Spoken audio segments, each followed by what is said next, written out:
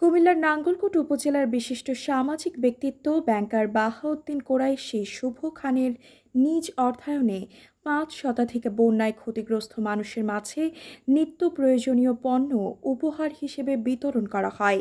তিনি নিজেই নাঙ্গলকোট পৌরসভার ৩, ৪, ৫, ৬ নং ওয়ার্ড সহ উপজেলার হিয়াজোড়া, পাটোয়ার, পূর্ব বামপাড়া সহ বিভিন্ন এলাকার বিভিন্ন পরিবারের মাঝে এই পণ্য সামগ্রী পৌঁছে দেন।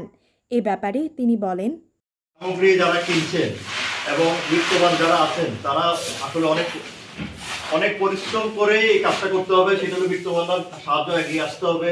সাথে প্রশাসন আছেন, তাদেরকে দৃষ্টি আকর্ষণ করছি, আপনারা অনুরোধ আপনারা বাজারটাকে নিয়ন্ত্রণ করুন। বাজারে সিন্ডিকেট দিয়ে দাম বৃদ্ধি করা হচ্ছে, এটাকে নিয়ন্ত্রণ। এবং সবচেয়ে শুনে একটা যে খুশি হবেন আপনারা, নাঙ্গলকোট থানা প্রত্যেকটি অফিসার কাজ করতেছে বাজার নিয়ন্ত্রণ, এবং 40-50 জন পুলিশ কর্মকর্তারা নাঙ্গলকোট থানায় এখন অভিযান দিতেছে বাজার নিয়ন্ত্রণ রাখার জন্য।